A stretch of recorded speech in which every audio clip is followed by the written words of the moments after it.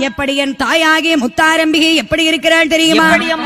சிவப்பு நல்ல பட்டு உடுத்தி செந்தோர திலகமிட்டு